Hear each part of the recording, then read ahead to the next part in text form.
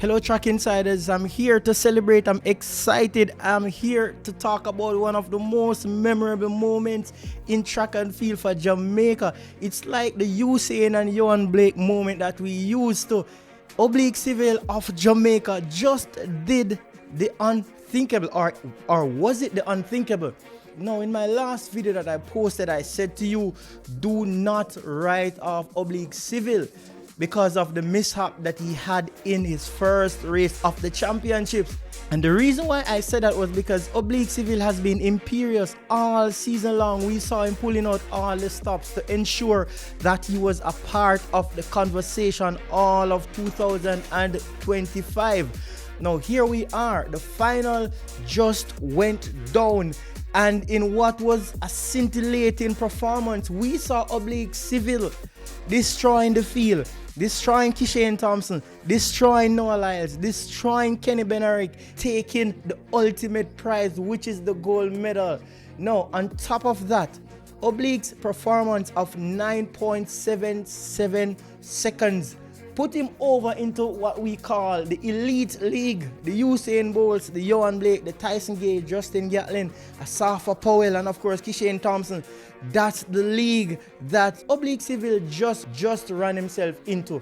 And finally, Oblique Seville did what we knew Oblique Seville could do a long time ago. I've been saying this many years, that Oblique Seville has a 9.7 somewhere in there, and we saw where that was what it took for him to overtake Kishane Thompson and to cross the line in first place. Glenn Mills and Usain Bolt, they are smiling from corner to corner because once again the Racers Track Club is back in the business, with Oblique Seville finishing at the top of the podium. Now, there are many people who were banking on Oblique Seville up until his first race yesterday. They were saying that based on what we are seeing all season long, Oblique Seville looks as if he's capable of doing just what we have never seen him done before. He beat Noah Lyles twice, and at the final time he beat him in the rain, running a very, very impressive time, all while the rain was pouring like crazy. He was running that race under pressure, and he did run away from Noah Lyles. In fact, I did a video recently saying that Oblique Seville and Glenn Mills found out the formula how to beat Noah Lyles. I was saying that if Oblique Seville gets an immaculate start and maintains his top end speed, there was no way Noah Lyles would run him down. And I was also saying that if he does that, it possibly could put him ahead of Kishane Thompson, because Kishane Thompson does not maintain his speed as good as a Noah Lyles and as a Oblique. I said that Oblique Seville had the potential to maintain his speed just as good as Noah Lyles, and now we are seeing that he's even doing it better. To be honest, it was a very, very intense race, and to be fair to the others, Kishane Thompson, he ran really well. He ran really well, 9.82 seconds. Of course, that's not his best time because he ran 9.75 earlier this year at the national championships. But unfortunately, he was not able to replicate that kind of performance because at the World Championships, there's a lot more pressure than what he would have been facing at the Jamaica trials. So we saw where somehow, maybe based on the pressure, he was not able to pull out his best, and we saw where Oblique Seville, ran past him in the last probably about 10 to 15 meters. But nonetheless, Kishane Thompson did extremely well. It's his second silver medal for Jamaica.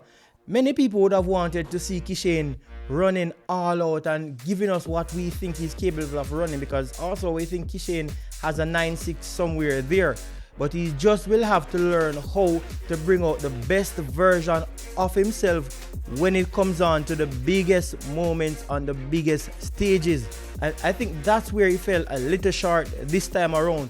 Now, had Oblique Seville not been in the picture, Kishane would be celebrating with a gold medal. But that's not the case. Also, Noah Lyles running a very, very good race.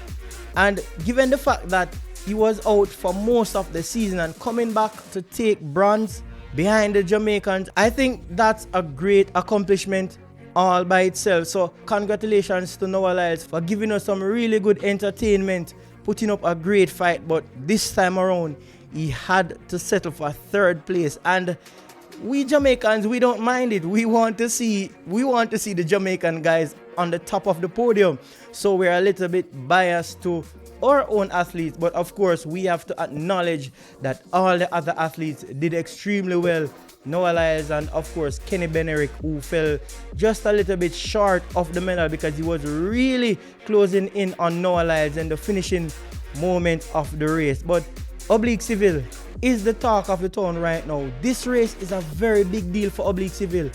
Going forward, he now has the mental capacity and balance, knowing that he has done it before. So he can always replicate this. This is what we want to see from Oblique Seville. I said earlier at the championships, the way he bounced back from the cramp and ran himself into second place, I'm saying that that's a tenacity that we needed to see from Oblique Seville, and that was on display. After the championships, I was always saying that that's the kind of fight that I want to see from Oblique Seville in all the championships, not just at the national trials, but on the big stage where he comes up against these other guys. Because so many times we see the people who do not display the kind of potential that Oblique Seville does. We saw them finishing ahead of Oblique Seville, and it must have been very, very painful. But now Oblique Seville is learning how to fight for what he wants, how to really go out there and push himself, and it's bearing fruit. It's bearing fruit for the Racers Track Club. Hopefully, going into the future, we can see a lot more of this coming from Oblique Seville, because guess what? Time is on his side. He's still pretty young, just as Kishane Thompson. Oblique Seville is pretty young and has many years before him, but guess what? He cannot allow time just to pass by without getting any medal. He must push himself at all times to ensure that he gets something out of his major races. If it's not the gold, it must be the silver, and if it's not the gold or the silver, it must be the bronze, because Oblique Seville, of course, is one of the best athletes that we have been seeing for years now, and we have all believed that Oblique Seville is underperforming, underachieving. But today it would have not been the case. Oblique Seville was too hungry to walk away from these championships without a medal. And even after having that scare in his first race, I was still confident. I was still positive. I was one of the few people who believed that Oblique Seville still had it in his reach to go out there to make a name for himself and to make Jamaica proud. Oblique Seville, congratulations again. Big up, and we are looking forward to see the endorsements coming in, because of course with the gold medals and all of that, bigger endorsements are going to come in. When I saw Usain Bolt in the stadium celebrating, I felt so elated. I felt as if I was in the stadium just like that. I was just going crazy all over the house, just seeing Oblique Seville coming out there and running like that. I have to say hats off to Oblique Seville and the Racers Track Club. Glenn Mills, of course, the man at the head of all of this. So we're just waiting anxiously for the 4x100 meter relays. Something special could be in the making.